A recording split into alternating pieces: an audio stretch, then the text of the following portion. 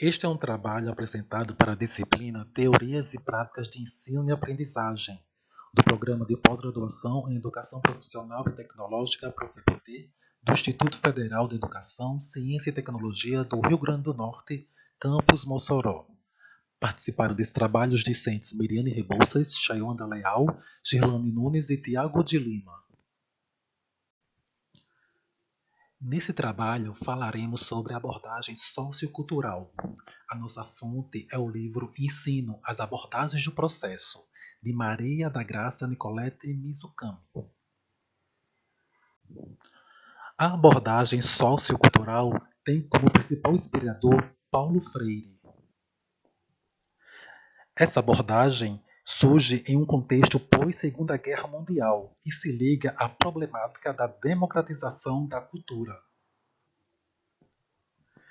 Segundo Paulo Freire, o homem é o sujeito da educação. Evidencia-se uma tendência interacionista, já que a interação homem-mundo, sujeito-objeto, é imprescindível para que o ser humano se desenvolva e se torne sujeito de sua praxis. O homem chegará a ser sujeito através da reflexão sobre o meio ambiente concreto. O homem é um ser situado no mundo e com o mundo, portanto, não pode ser avaliado sem que seu contexto de isenção no mundo seja avaliado. O homem cria a cultura na medida que vem se integrando nas condições de seu contexto de vida. A história consiste nas respostas dadas pelo homem à natureza, aos outros homens, às estruturas sociais e na sua tentativa de ser progressivamente cada vez mais o sujeito de sua praxis, ao responder aos desafios do seu contexto. A elaboração e o desenvolvimento do conhecimento estão ligados ao processo de conscientização. O homem, nessa abordagem, é o sujeito da educação, pois ela se dá através da reflexão sobre o homem e pela análise do meio de vida desse homem concreto. Um homem não participará ativamente da história, da sociedade, da transformação da realidade, se não tiver condições de tomar consciência da realidade, e mais ainda da sua própria capacidade de transformá-la. A educação se dá enquanto processo, em um contexto que deve necessariamente ser levado em consideração. Nessa abordagem, a educação é um fator de suma importância na passagem das informações mais primitivas de consciência para a consciência crítica, que, por sua vez, não é um produto acabado, mas um via a ser contínuo.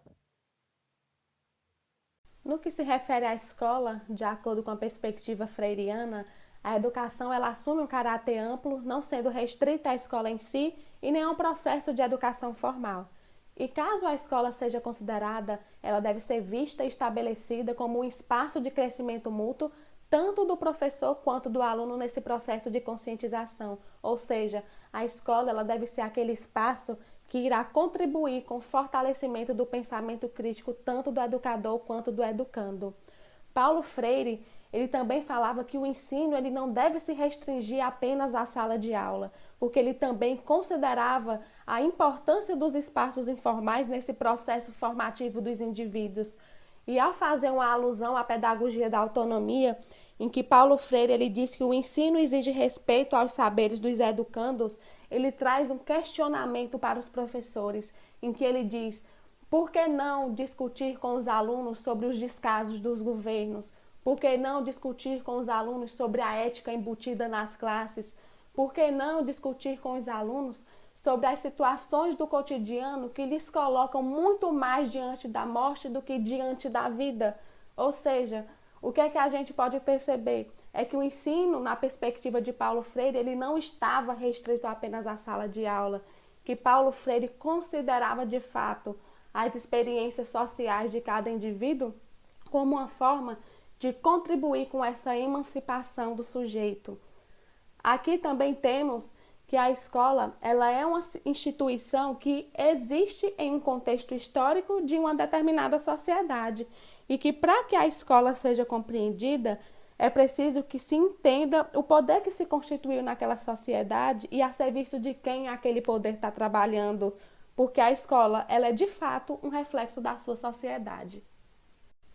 No que se refere ao ensino-aprendizagem, a pedagogia do oprimido é citada como uma pedagogia que faz da opressão e de suas causas o objeto de sua reflexão, resultando daí o engajamento do homem na luta pela libertação. Paulo Freire já apontava que a estrutura do pensar do oprimido ela está condicionada pela contradição vivida na situação concreta, resultando em consequências como o oprimido, para poder se sentir mais homem, ele também termina adotando a postura de opressor. Isso é um ponto que gera questionamento, pois ao passo em que se fala que o oprimido ele adota a postura de opressor, ele deixa de se reconhecer e ele também deixa de se reconhecer como pertencente à sua classe social originária.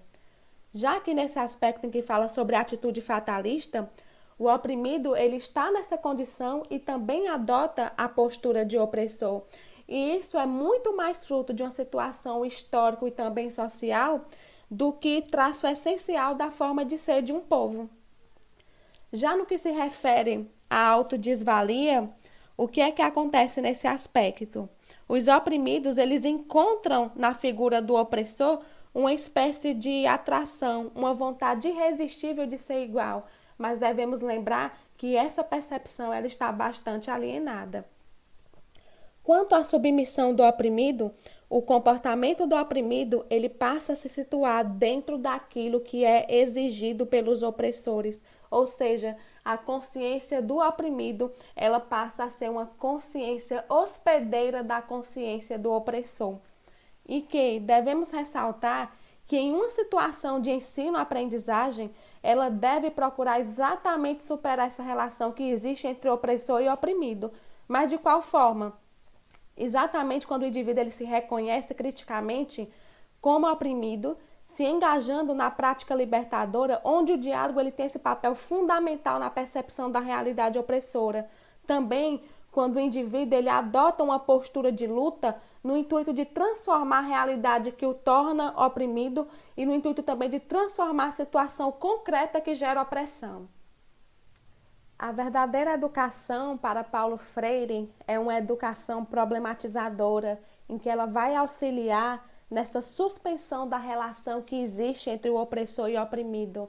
A educação problematizadora, ela tem como objetivo desenvolver essa consciência crítica e a liberdade como forma de superar as contradições da educação bancária tão presente na abordagem tradicional. A dialogicidade, ela é a essência dessa educação, pois o educador e o educando, eles são, portanto, sujeitos de um processo em que eles crescem juntos. E isso é possível perceber por meio dessa citação de Paulo Freire, em que ele diz que ninguém educa ninguém, ninguém se educa, os homens se educam entre si, mediatizados pelo mundo. A relação professor-aluno é uma relação que tem exigido bastante atenção e preocupação das pessoas, né, dos estudiosos da educação e de quem também está na escola. No entanto, essa relação ela é permeada historicamente por animosidades ou por conflitos. E, a depender, ele vai ter resultados positivos ou negativos. Isso aí vai depender de qual é o tipo de abordagem que a escola ou o professor ele tem como referência para desenvolver o seu trabalho. Na abordagem sociocultural, que é a que a gente está apresentando, são destacados alguns pontos voltados para a relação professor-aluno. A primeira, ele diz que a relação ela deve ser horizontal e não de forma positiva. Então, essa relação ela deve ser baseada no diálogo. Para Paulo Freire, uma relação pedagógica positiva ela se dá muitas vezes por medo de perder a tão famosa disciplina, né, que os professores têm. Só que essa relação positiva ela é contrária à educação afetiva e dialógica, que é o que ele defende que deve ser, e comprometida com a humanização dos sujeitos. Né? Uma relação horizontal baseada no diálogo não significa que cada um vai fazer o que quer, mas pelo contrário, ele vai ser um espaço de construção de valorização e de respeito, no qual todos se sentem mobilizados a pensar em conjunto. Outro ponto é que ambos, professor e aluno, eles são sujeitos do conhecimento. Para a freira, educador e educando, eles são sujeitos do processo educativo, né? Então, eles crescem juntos nessa construção. Por isso, o professor ele tem que considerar o que o aluno já sabe, o que ele traz na sua bagagem quando vem para a escola, para a construção da aprendizagem. Quando o aluno vê essas experiências adquiridas sendo valorizadas, né, ele se sente muito mais motivado a trabalhar. E para isso é importante que o educador, ele nesse momento, ele se torne educando e o educando se torne educador, nessa dinâmica, né, de papéis. Outra questão é a preocupação com cada aluno, porque o aluno ele aprende com a interação, mas a interação com outros seres que são diferentes dele. Então, ele deve ter a sua singularidade respeitada. Ele deve ter, porque ele tem a sua realidade, ele tem sua história de vida, e isso deve ser respeitado e considerado no processo de ensino-aprendizagem. Então, é muito importante ouvir o que o aluno tem a dizer. Quando a escola traz a realidade do aluno para a realidade da escola, permite o professor entender melhor as dificuldades do aluno e aprender com ele. E destaca também que o professor ele cria condições para a superação da consciência ingênua. Para Paulo Freire, o grande objetivo da educação é a libertação do homem, mas essa libertação só se dá através da superação da consciência ingênua. Então, professor, juntamente com o aluno, eles vão trabalhar nessa perspectiva, questionando a cultura dominante e valorizando a sua própria cultura. Né? Então, assim, quanto mais eles participam desse processo, mais críticas se tornarão suas consciências.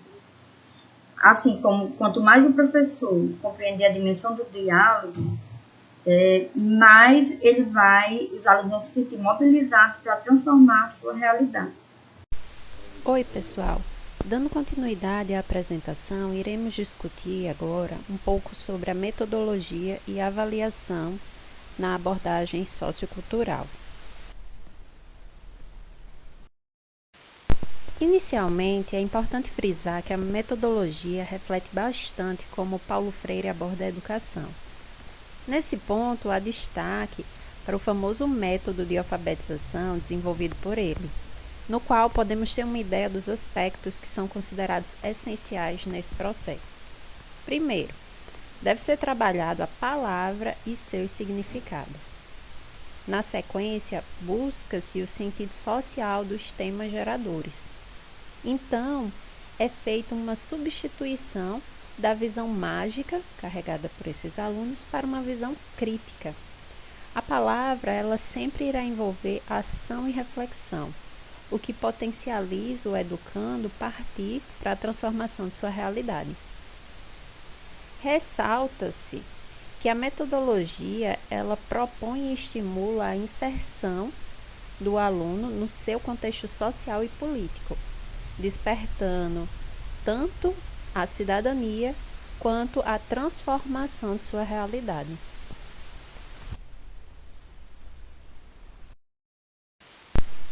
Então, enquanto características da metodologia sociocultural, podemos destacar o fato dela ser ativa, crítica e dialógica. Segundo essa metodologia, o ensino se dá baseado na praxis, ou seja, sempre considerando a ação e reflexão, para a superação da relação presente socialmente entre opressor e oprimido. A educação precisa despertar o processo de autonomia e conscientização do povo, capacitando, desse modo, o oprimido a buscar transformar sua realidade.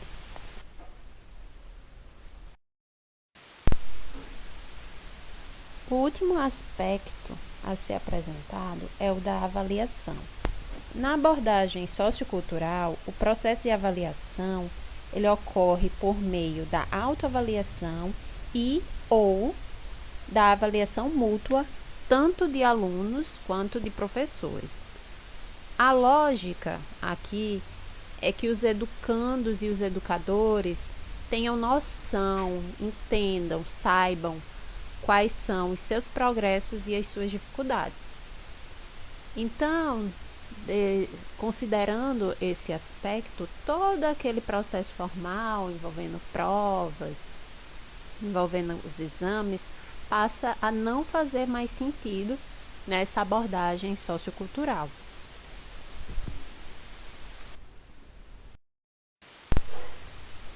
E é isso, pessoal. Tentamos apresentar de forma resumida todos os aspectos relevantes da abordagem sociocultural.